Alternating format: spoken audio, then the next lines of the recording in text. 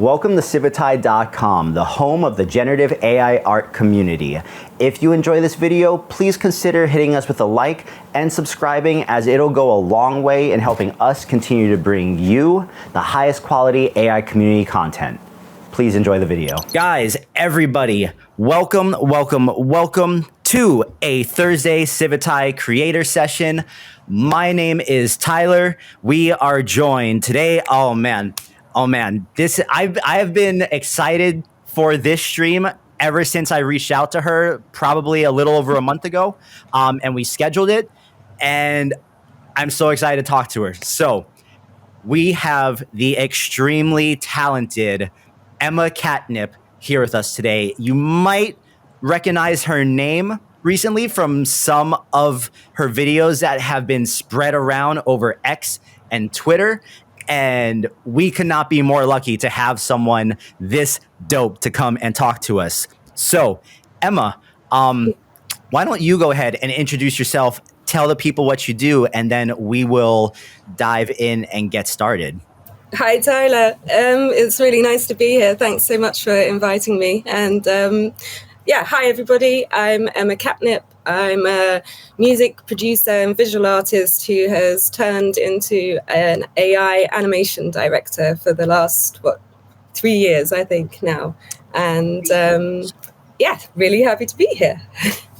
3 years. Okay, well, we're definitely going to talk about that, because I don't think a lot of people know that this job was possible that long ago. So that means that you have been around it for a minute, and I guess in the AI art space, you would be considered an OG then?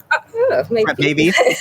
But okay, so guys, if you are not familiar with Emma, before we get started, we're going to check out the video that made me aware of her, that helped me find her. So this video has 74,000 views on Twitter, and it had a bunch on Instagram. I know I shared it. This was just like, that's a great one. OG Cat. I love it. All right. So I'm sure you guys have seen this video, but we're going to watch it for the folks that did not. Let me tell me if you, when I start playing it, tell me if you guys can hear the sound on it.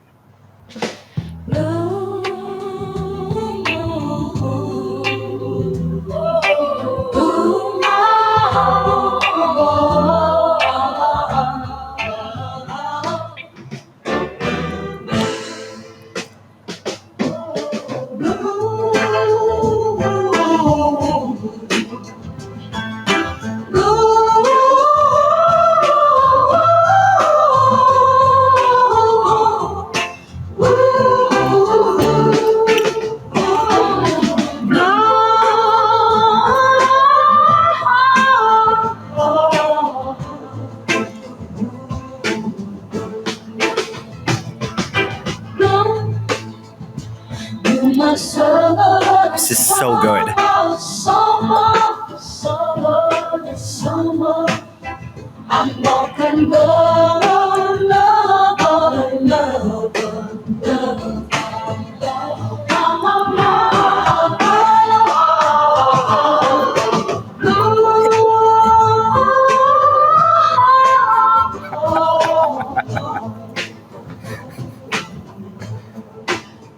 I'm not a soul you need.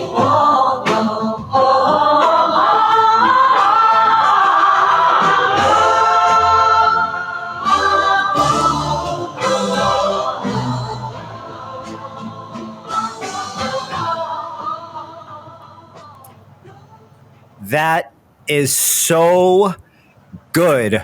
Oh my God. Thanks, everyone. So, okay. And first off, because someone in our Twitch chat asked for the song, you made that song in Suno, right? Yeah, I did. Yeah, I made it in Suno. it took a little while crafting the prompt, and just like literally 3 words for the lyrics. There's like bloom and the summer, and that was it. Okay, so let me ask you, because I know for a lot of stuff that a lot of folks do, music ends up being the core driver. So usually music is a really good starting place, because when you hear a certain type of music, you can get the visualization and it helps you imagine the picture to paint, right?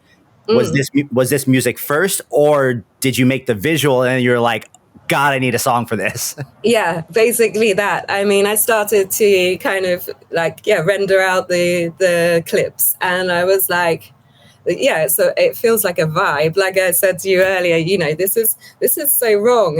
It's wrong, but it's kind of right. So, and I was like, drawn to those kind of really psychedelic 60s videos that were all like the crazy cartoons, and kind of inspired by that era. And I thought, it's invoking this summer of love that I never knew, and it felt like a good time for it. And people were the responses were so overwhelmingly lovely. So thanks, everyone. Was this something that you made on a whim, or was this for a specific project, or is this just like an idea that just popped into your head?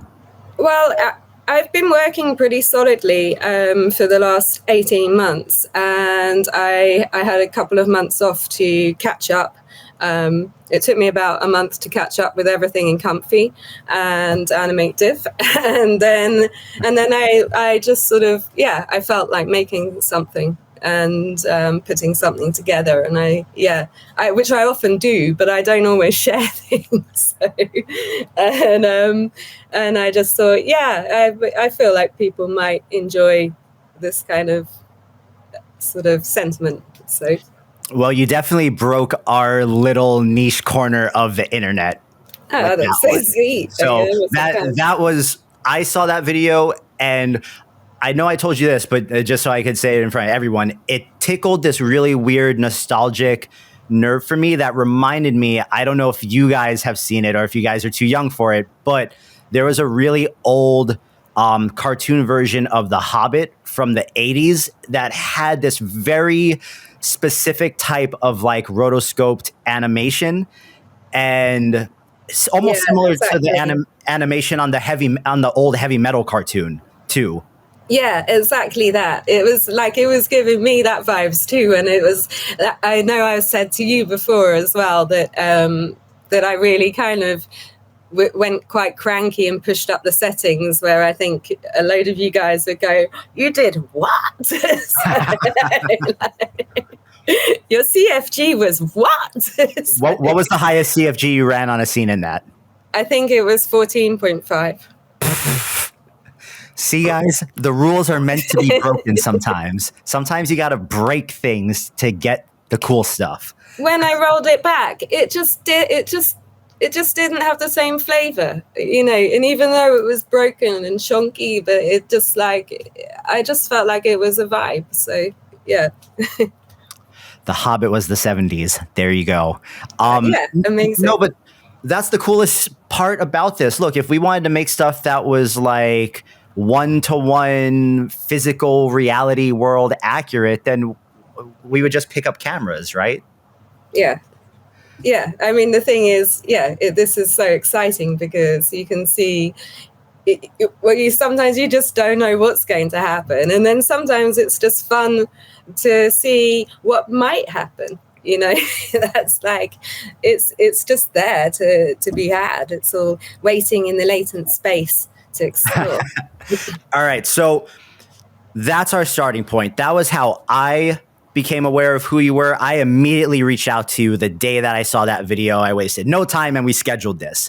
It's been about a month and a half since we had this scheduled. You've put out some other stuff since then, but let's walk it back because you have a longer history in the AI art space than I'd say probably like 85 to 90% of the people that are watching this. I want to know how you got started. What was the thing that you saw that made you say, I have to do this? What is this? Oh my God. Yeah, I remember the day clearly because I was just doom scrolling on Twitter, or X as it now is, and I just came across this video, and I knew it was some sort of rotoscoping or something, but I'd never seen anything like it before, and I was like, what is this? and how do I do it? How can I do it? And I sort of did some digging about, and I found about Google Colab, which was a completely new thing to me, and Google Notebooks. And I discovered the Pity notebook, which some people will have probably known. Sports racers, Pity is sort of legendary old AI stuff, and I opened it and I tried to do something, and it was really, really bad, and I was just like, I have no idea what to do, and I just kind of shut the laptop in frustration. And then I think like 2 days later, I was again doom scrolling, procrastinating as well. I've been given this laptop, a new laptop, with the idea to finish an album. So this is my ultimate act of procrastination. And, I'm doing quite well at it. It's been 3 years. So I'm doom scrolling. Wouldn't it be crazy if you could? Sorry. Oh, I wanted to put something on in the side window of Pity as you're talking, just so people who aren't aware, because a lot of folks watching this, Pity might be way before anything they're aware of. So I have it muted, but I'm going to put this up unless you have something with Pity that you could show. I do, actually. I do. Awesome. Even better. Even better. So yeah, I think I said to you before, I'd really struggled so with trying to learn, but I saw this second video and I was just like, no, you have to make your brain understand how to do this. Like, you have to do it. And so I actually did a little Python course, because I'm one of those people that don't like not knowing things, and so I did that, and then I felt a bit more enlightened. I wrote to Sports Racer. He gave me a few tips, and I made a video called Under the Sea, which kind of had its little moment across various social platforms, and I'll share it with you, hopefully. Amazing. Here we go. And hopefully you'll be able to hear it. Do you hear it?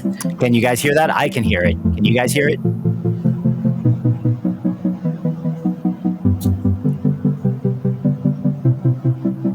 Yep, everyone can hear it.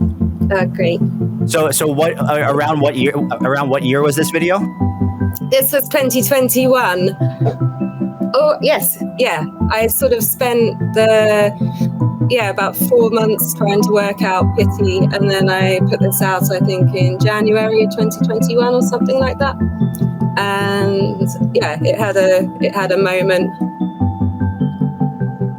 And amazingly, some agents got in touch with me, my lovely family at No Mint, and approached me as to become a commercial AI animation director, which was kind of incredible of them. I think they were probably among the first.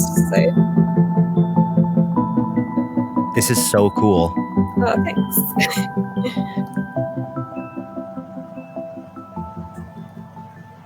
And like remarkably stable I think about the stuff that people were making just last year, and I look at that, and that was like a full 2 years prior.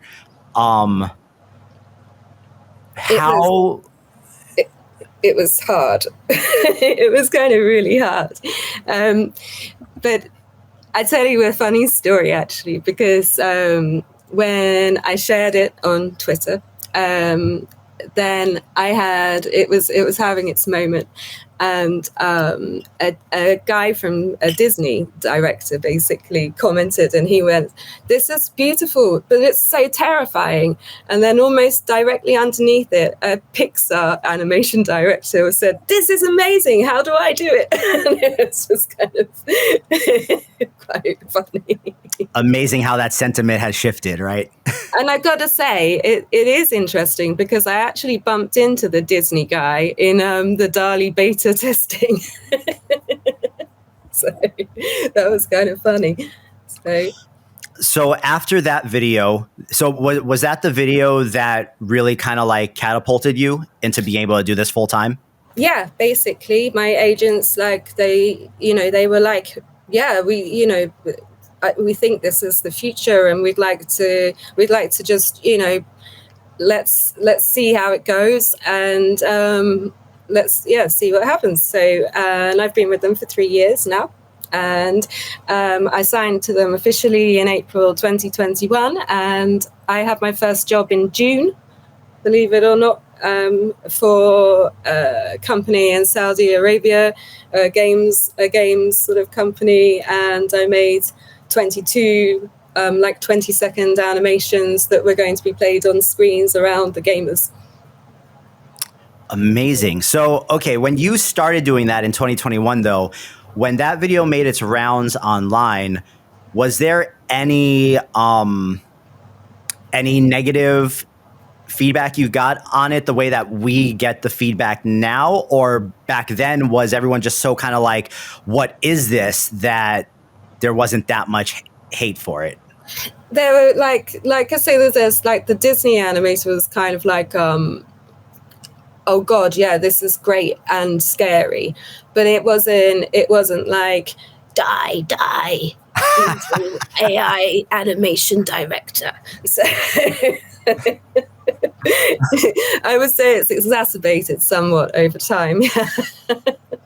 as things do when they reach more people. Yeah, right? Exactly. As it's going mainstream, and people, they don't fully understand it, and I get that new things can be challenging, and especially if you don't know how they work and stuff. So, I try to be sympathetic, but like I think I said to you just before we came on, I posted Bloom on Threads, and the tagline is like invoking the sense of a samurai I never knew, and a Marvel comic artist commented underneath, "You didn't invoke shit."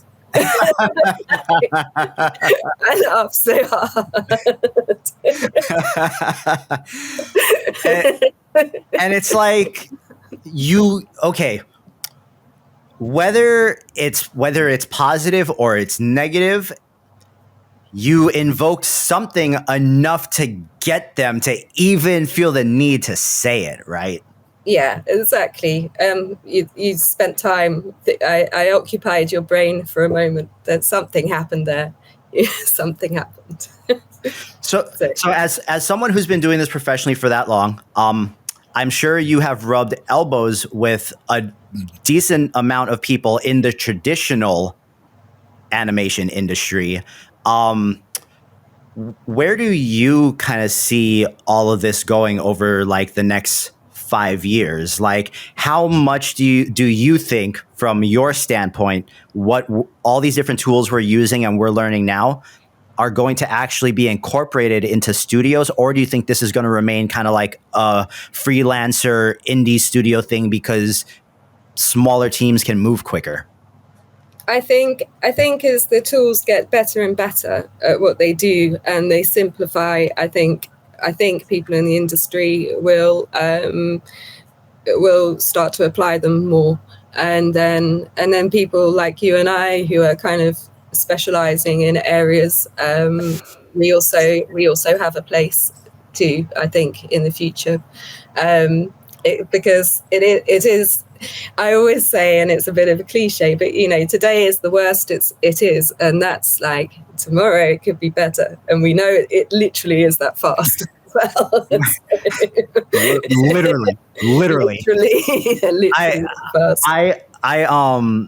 And that's the funny thing. Whenever I see when anyone makes any type of like negative comment about this stuff, and I know they've seen an AI video from like 6 months to a year ago at some point, right? It's like, how can you not see where this is going when every day we're using this right now, it's the worst it's ever going to be? Yeah, exactly. I know. And it's just like, sometimes you just get a bit tired and you're just like, just get with the program. Like, you're going to be left behind. It's like technology advances. It's what it does, you know. And there are people who don't love technology, and that's absolutely fine. You know, just stay over there. Not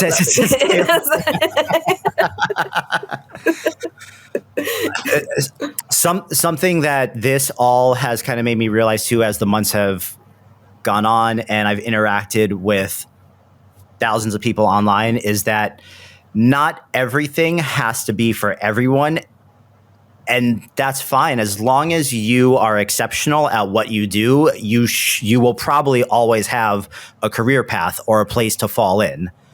Yeah. But as the technology advances, the bar for what exceptional is gets a little higher as the years go on. Yes, yeah. And I mean, I loved what you were saying earlier as well about learning, you know, the amount of learning you've had to do. I mean, I literally learn something new doing this every day, you know, be it usually by user error. But that's it, you know, by solving problems, you learn so much. And I can't thank like this technology enough for sort of engaging my brain and exciting me and giving me an obsession where, you know, I was literally, and I'm loving the comments in the chat. So thanks. But yeah, I was literally procrastinating over an album. So, and then it just like, now my world is imagination again. And it's a really sweet place to be, actually. I'm so thankful. So what is the spectrum of tools that you enjoy using the most, since now we have so many things available to us and it feels like every Monday. All of them. All of them mold me. As I said, I'm so lucky because I was kind of early, and so because of that, I've been on loads of, you know, creative partners programs and betas and alphas, and I think I've probably got my finger in most of the pies going. Yeah, I need more AI fingers. Yeah, but I would say, I mean, I love the things that Runway does, and I do think Luma's onto something with its key to keyframe, because as an animator, like also, you know, making things for clients often,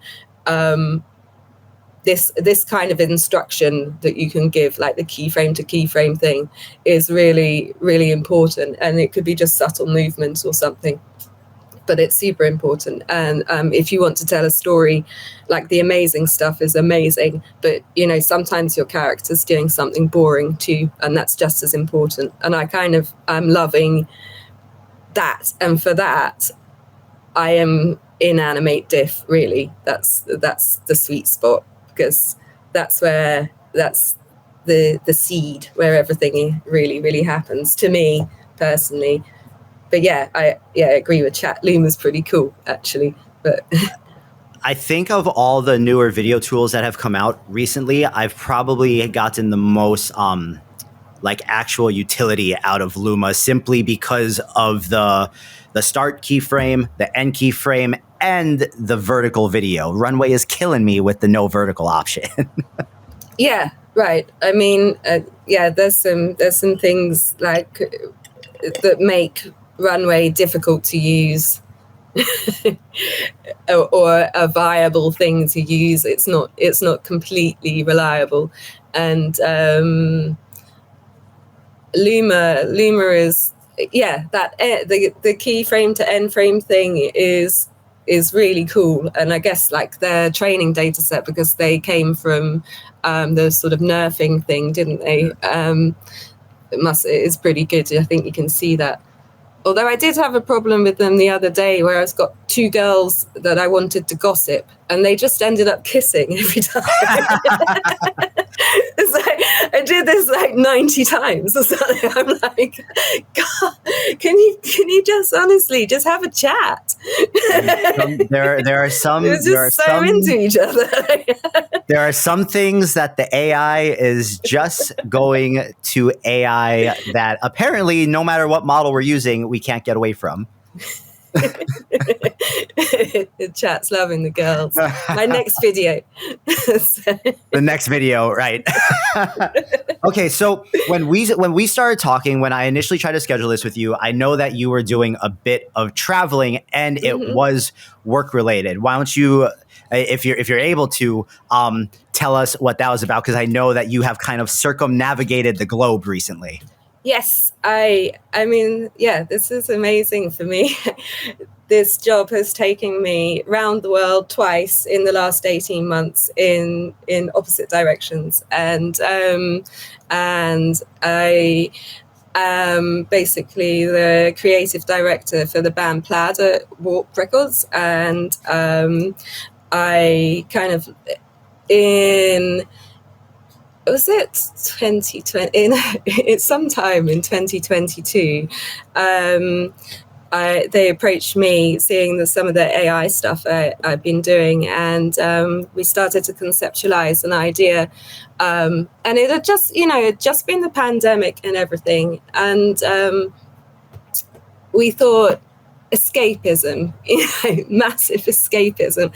So we kind of came across this idea of a planet far away in the galaxy that Plaid had been invited to play on, and it's the biggest electronic music festival in the entire universe, and it's the first time anyone from Earth has ever been invited. And so that was the start of it. And at first, it was like the album cover. So this is like a whole full creative project where I have to say, this was like using disco diffusion as well. So yeah, we're going back. It feels like eons ago, doesn't it? Because an AI day, a day in AI is a year in real time, isn't it? No, I tell people all the time that even though it was still within the last like 12 to 14 months, warp fusion for me feels like something I did years ago. Yeah, I know, it feels, because so much has changed. And so yeah, this project started out in disco diffusion, and I altered their press shots in disco diffusion. That was quite kind of mad seeing that go out over the internet. And then I was invited to make a visualizer and 2 music videos, which I did. And then we were like, well, hell, what does this look like on like a big screen? And they kind of invited me to have a test gig in Berlin, and it went really, really well.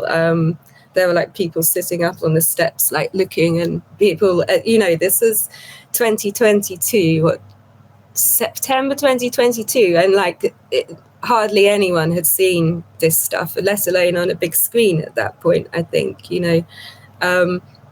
so they were really captivated. And then we just over time, we developed a show. Over the next 18 months, I then updated that show, I think 3 or 4 times to suit the changes that had happened with technology. So that was kind of mental. I was like, whoop, a new thing dropped. Okay, all changed. Like, gotta be first. Gotta be fast. And so yeah, and basically through that, I mean, it's been a really popular show. We've had sellouts. We played Roskilde Festival to 10,000 people, and that was like a highlight. And we played at Sydney Opera House. We've been to Japan, Australia, obviously, Tasmania. Gosh, we went to Hungary last weekend. We go to Thailand in December. Yeah, it's it's sweet. I gotta been say, so many places. My passport's full of stamps. It's ridiculous. and all the work you're doing going to these places is all AI related.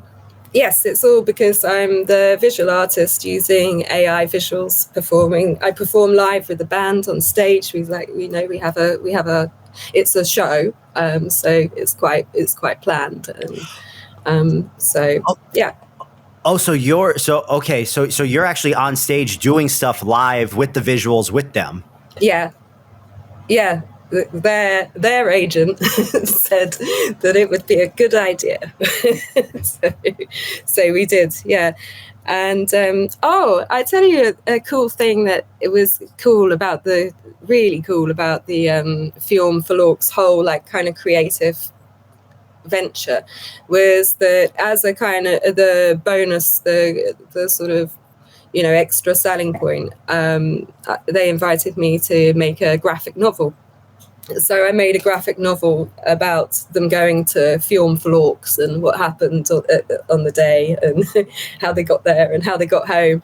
And this will pique some people's interest because I've been kind of a bit low-key about it. But I applied for copyright for that graphic novel, which is full of AI imagery.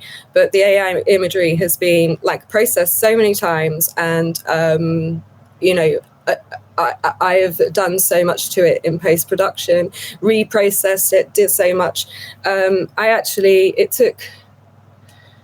think I applied for copyright in November 22, and in February I got a certificate, and 2 of those graphic novels actually are sitting in the Library of Congress. So it's a little high moment as well. Holy cow. And I don't think many people know that because I've been quite low-key about it because I think, it's among the first sort of AI type thing to actually receive a copyright. So, thanks. But don't tell anyone. No pun intended, but I think the cat's out of the bag now. Okay. What, for anyone that is watching this or that's listening to this that would like to try to make this some type of AI a career and a successful one at that, is there anything that you have learned over the past 3 years or so doing this that you like, any type of advice that you would give anyone that would like to try to follow in Emma Catnip's footsteps? I would say you have got to tell a story. You've got to have a story to tell. You have to have something to connect with the viewer. Like with Under the Sea, it seemed to remind people of like Fantasia kind of vibes, and like you said, it's sort of nostalgic. Bloom sort of has this story. It's kind of more of a feeling, but you've got to tell your story somehow, and sometimes a 10-second clip is cool, but sometimes a little bit more thought that goes into it. Like TikTok dances is cool, but where are you going to go from that? Mm-hmm. So like I suppose I was saying before about quite enjoying getting my characters to do incredibly boring things like walk or sleep, but they still have a personality. I'm kind of that's where I'm really interested in it now, because that means we can tell really great stories in the future. Awesome. Damn, it blows my mind that you have been doing so much and probably so few people know about it. That I'm not sort of great on socials, but yeah, I'm out here doing it. See, now they're calling me out in the chat. Now they're calling me out. He's the breakfast daddy. Oh man. Oh, I promise I didn't intend for those things to kind of do what they did and take on the life of their own. And I got stuck there for a couple weeks. They're so cool, though. I mean, it's so cool. But you see, that's it. You had such an original idea. That's so, that's it. You have to have a good idea. And that's why a lot of my stuff truly does end up on the cutting room floor, because I'm like, nah, this ain't it, So do you have a small community of people that you are able to bounce ideas off of, that you kind of work in tandem with as you're doing this stuff, or are you kind of a lone ranger? Well, there's Tilly, Watson, and Suki, my 3 cats. That's really good. No, I have an incredible partner who we sit up for. I mean, we're both night owls. We're both creatives. We sit up for hours discussing, talking, showing each other things, and we're like kids, really. Like big kids. When Dali first, then I had Dali access. I mean, I don't know if I'd ever laughed so much. I know you can make beautiful things, but oh man, we were crying, laughing. We were like, wow, this is better than TV. Like, do an elephant smoking a pipe.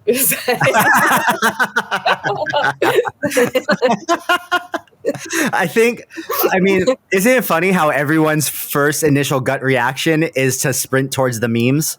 Yeah. Yeah, but they're a really great sense of for communicating with, really. Sorry, fumbling my words, but yeah, they're really great. And I think humor is such a great way to reach people as well. I mean, I really should share some of my runway videos a bit more. So. I mean, if you have anything you want to show, please. Oh no, I'd say I don't think I've just got a myriad of music things, and people can find me and find them if they feel so inclined. But no, it's just the runway, especially with like the breakdancing in the Olympics, and I just sort of went straight to runway and was like, okay, breakdancing. Wait, I think well, then that's really funny. Wait. Oh, here it is. Here we go. Wait, let me put my screen back on. Yeah, don't show my agents. Oh wait. Where are you coming from? There you are. Okay. Why?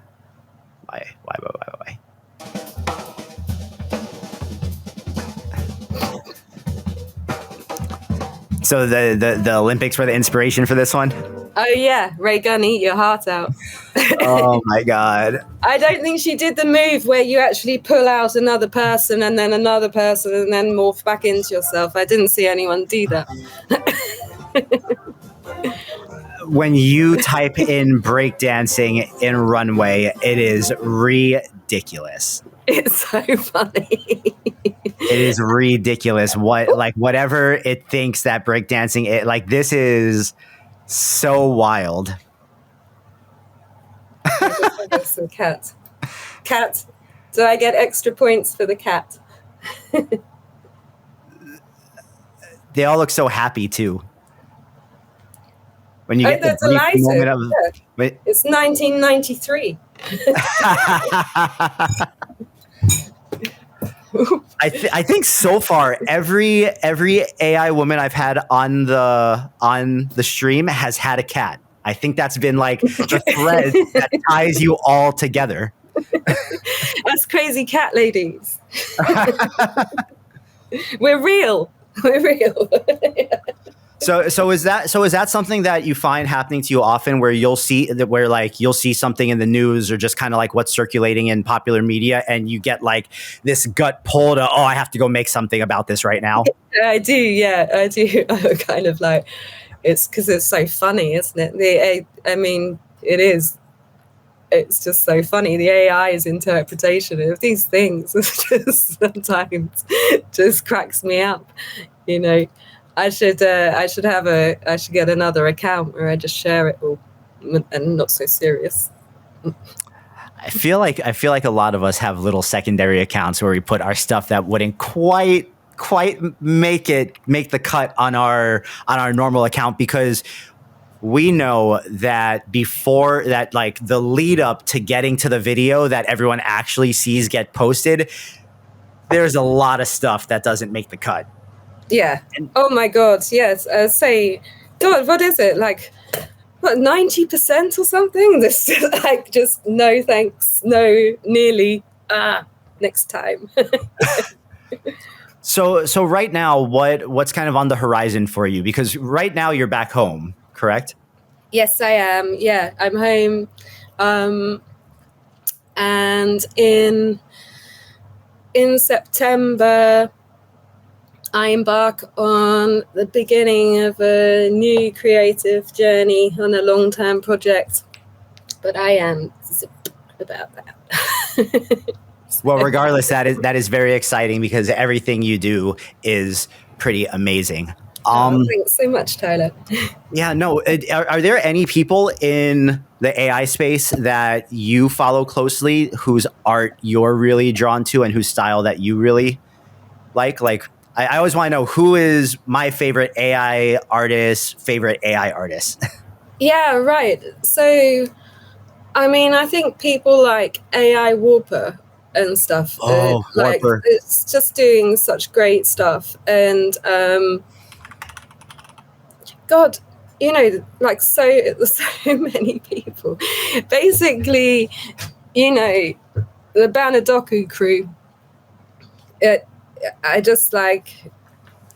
It's my favorite place to go, actually. You know, after I've just checked everything's okay with the world, with the news and everything, and then I'm like itching to get over and have a look in art sharing and see what people are doing. You know, what crazy things someone's come up with, and I just find it so inspiring. I think that channel and everybody that regularly contributes to it are just like, yeah, inspired. So I'd thoroughly recommend people to go and just see what people share in there, because it's like, it's next level stuff sometimes. It's so impressive. Yeah, Palm really has done a great job at cultivating that community. And if you ever have you had the privilege of meeting Palm in person? I have not, no, but I hope to, because he's going to do a London meetup soon. So, and he's asked me if I'd do something there as well. So yeah, so we will. When you meet Palm in person, you listen to him talk about everything, you can really feel how much he cares about what he's doing and what everyone's doing. And Palm really wants all of us who are making art with this stuff to be taken seriously and to take ourselves seriously as we're doing it. And that's something I really appreciate about him from talks I've had with him, is just like he wants people to be able to have thriving careers based off of this stuff. And that's really what he's pushing for with that whole community. Yeah, absolutely. I mean, I look forward to meeting him in person, and personally, I kind of get this sense from him when I read his writing that he's incredibly sincere. So, and that the kind of mission statement is really, I don't know, it's commendable, and I fully support it, and I can't wait for the next hot thing to drop in there. Because I'm like that. I'm such a lurker. I'm just like, I'm reading everything, and just because I like soaking up the information now. I'm kind of obsessed, I suppose. But it's, yeah, that's the other thing. I think you have to really kind of obsess over it a bit to get somewhere and really learn it. We were saying this, weren't we? You know, warp fusion, baptism of fire, literally. And then, as we were saying, Tyler moving over to Comfy was like, what, really? Again, like I just got comfortable in this thing really? that was frightening, and I'm convinced that not even Alex knew what every setting and slider in the Warp Fusion notebook actually did. I mean, it's so funny. His little expansive like info bits, in each section, and you just be like, huh? Like, what does that mean, Alex? Like the help box only confused me more. Yeah. And the expansion of the GUI thing was really funny as well, because it was like, you want easy, you want hard, or do you want like hell mode? Yeah, it was like Killer Instinct or something like that. Yes. Oh, but I mean, I feel like that also keeps it really exciting for people like us and people in this community, because it's like, I think about how many times I kind of got a little too comfortable or complacent in something creatively, and that comfort kept me from advancing. Whereas with this, it's like, if you're literally not always pushing yourself to learn the new thing, there's no two ways about it. You will get left behind, and the thing that you're exceptional at might not be the thing anyone wants in a year from now. Yeah, I know. It's like that. I mean, I was saying to you earlier about like updating the Plaid show, literally sitting in a hotel in Mexico one time, just running everything through things again and again. And it's like that. I remember, so in January this year, we did like 2 weeks tour around the States. And when I came back, so many new things had dropped with Comfy. Like I said, it took me in that fortnight, it took me sort of a month to, feel fluid and really like get back into it again. Because, a lot happened actually very quickly, sort of between November and January of Animate Diff. It made some significant leaps. So, yeah. Keeping us on our toes. so in Animate Diff, what, because that is where I live. I try now to be a little bit more better about dabbling and at least becoming fluid in the other things that are available. But Animate Diff is that's where we're like this. Yeah, clearly. Is there a version of Animate Diff you prefer over everything else? Like, I know you said you use Hotshot XL, which I still feel like a lot of people kind of gave up on before its full potential was tapped into. There's also still version 3, and there's the LCM. Do you have a favorite that you typically gravitate towards most? I mean, I don't know if I'm a bit of a masochist or anything, but I do really like working with Hotshot XL. I just like, there's something a little bit broken about it that just can then create these things. Some of the AI stuff is so bright and shiny and so crisp and clean now, that there's something that, like, working with this naughty child, I kind of quite enjoy. It's a challenge, isn't it? And because when it does good, it's so good as well. So yeah, I do. I really like Hotshot XL and SDXL models in Animate Diff. So yeah, I've just been training Alora on a load of my own work, and I'm so happy with some of how that's coming out, and I'm using Hotshot for that. Amazing. So, well, yeah. Well, look, since you're the first person I've had on since this thing came out, I got to ask what you think the larger implication for like the broader community now, outside of our little community of like hardcore AI people. What do you think the implication of Flux being available to everyone in something like Twitter or X is?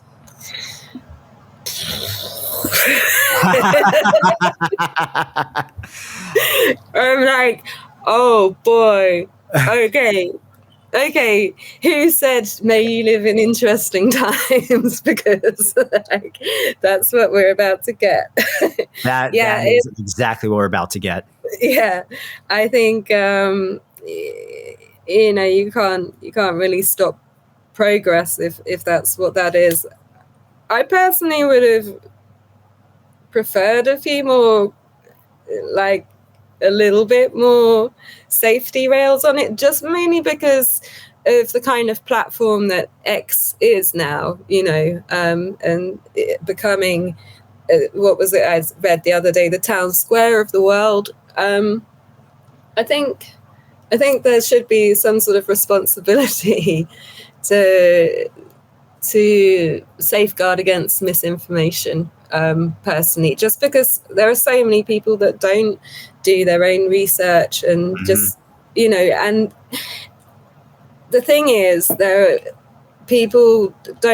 not everybody out of our bubble really understands what AI can do, and I think sort of suddenly just putting it out there is going to be confusing for people. They get people are not in this world. They kind of need to know that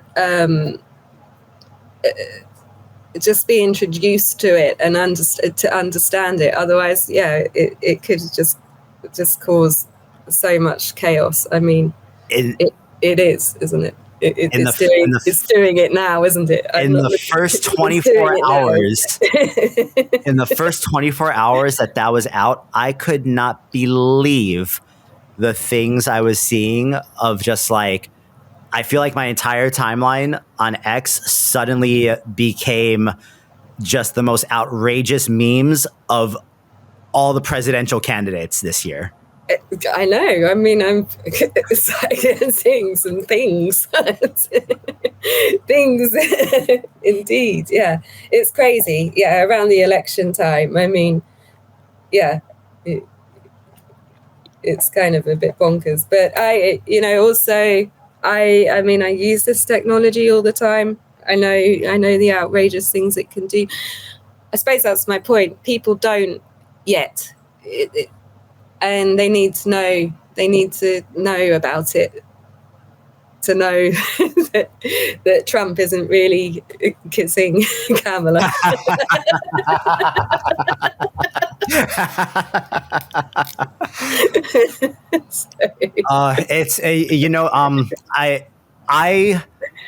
I definitely didn't see that one coming. I thought the big clincher for election time was going to be the release of all of the video models and all like the runway and Luma and Kling and all that stuff. I thought that was like all going to be like, whoa, this is coming out just in time for this. But that, boof.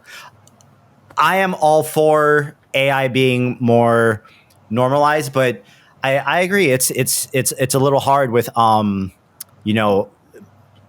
most normal people who are working their 9 to 5 who don't have like any interest in anything we're doing or whatever, and they maybe just log on to do their doom scrolling for the couple minutes at the end of their day or whatever. A lot of people are going to get got with all this. Yeah, I think so. It's really easy to just sort of, see a picture and go, typical, and it's lodged already in the brain. I remember seeing this. God, this is probably boring, actually, isn't it? It is political. But I remember seeing this Roger Stone documentary, and he basically on Netflix, and he basically said at some point, it doesn't matter if it's not true. You just say it once, and then it's in people's minds. And even if they get told it wasn't true, they still have that original version in their minds. And he was like, yeah, it's all theater. He's a failed actor. Which is I mean, I feel like that statement rings true. We see it all the time. We see it with how headlines are published and people don't read beyond the headline, and then the headline becomes the fact, right? Yeah, that's just truth. And so, but yeah, people do it, and especially, like you say, people are not fully aware of the capabilities of AI. I think there's a responsibility to at least try to educate before you do something like that. And I am too quite surprised with the Flux integration. It's going to be an interesting watch. It definitely is. It definitely is. I'm very excited for the video model that Black Forest says they're releasing on their website. Yeah. I'm very excited about that. And also, just since we're on the topic of Flux, I got to give a little shout out. Guys, I think today we were shipping Flux LoRa training on Civitai on the website, so you can train Flux LoRas in the LoRa trainer. So little shout out there. I don't know if it's live yet, but if not, it should be coming very, very soon. So yeah.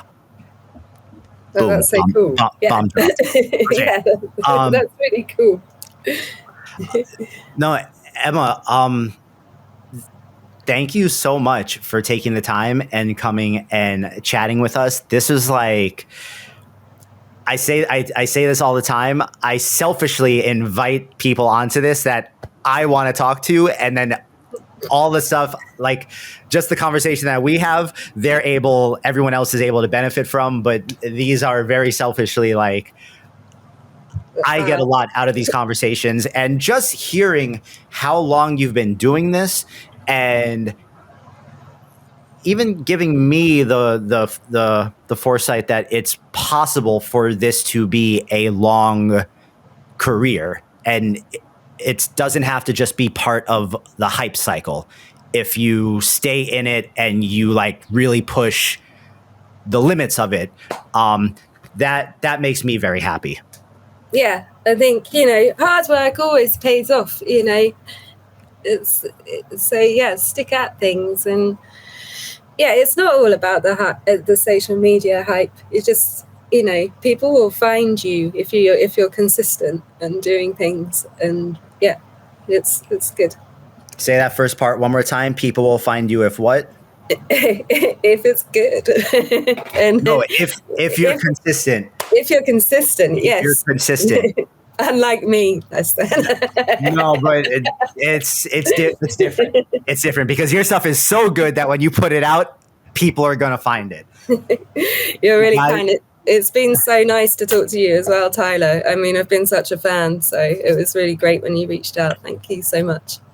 Thank you. That always makes me very happy and warm and fuzzy inside, because I put a lot of effort into all the stuff I do, as we all do. Where can people find you? Tell everyone where they can find you on all the things where you would like to be found. I'm just Emma Catnip. We're on across the board, really. That's how you'll find me.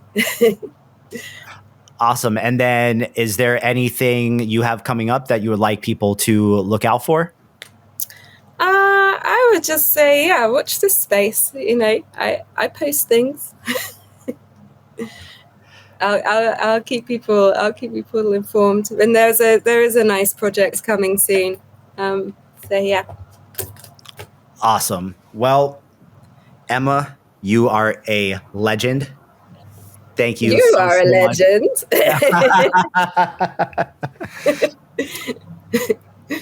Thank you so much for joining us.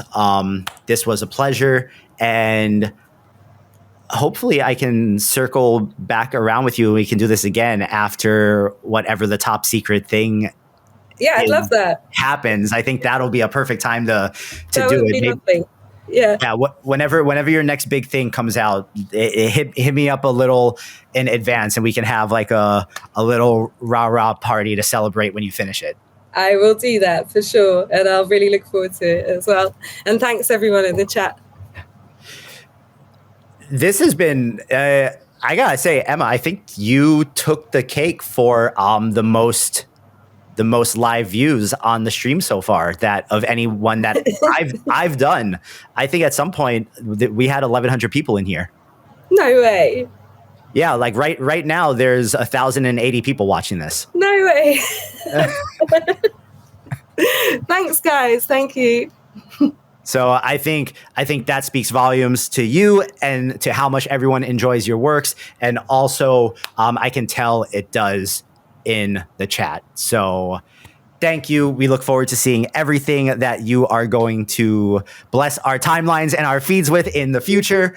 And with that being said, guys, this has been a Thursday Civitai guest creator session. That is Emma Catnip. If you are not following her on all of the social things, then I don't know what you are doing. Her X account, just so we can make it clear, you can find her at Emma Catnip, and I'm sure through there you can go to her link tree and find her everywhere else. But I'm pretty sure you're most active on X, correct? Yeah, and Instagram. I post the stories quite a lot on Instagram and share various news there. So yeah. Awesome. Well, guys, do yourselves a favor. Go follow Emma on both X and Instagram. And with that being said, tomorrow I will be back here. We are having our first ever Civitai Artist in Residence program roundtable. We're having like 4 or 6 of the Civitai Air current cohort members on, and we're just going to roundtable the entire Civitai Air program and have a group discussion about what everyone's working on, what kind of walls and barriers everyone's running into, and how they are fixing it. So yeah, we'll be back here same time, same place tomorrow. Go follow Emma. Emma, thank you so much. Guys, I'm going to try to have this stream. No, not try to have. This stream will be uploaded to our YouTube page first thing Monday morning. Emma, thank you so much. We are signing off. Guys, have a happy Thursday. We'll see you tomorrow for our Civitai Air Roundtable session, 3 p.m. Pacific. My name is Tyler, civitai.com. Check the website because you might be able to train Flux Lauras right now. And if not, you will be able to soon. So go flux it up on the website. Peace, everyone.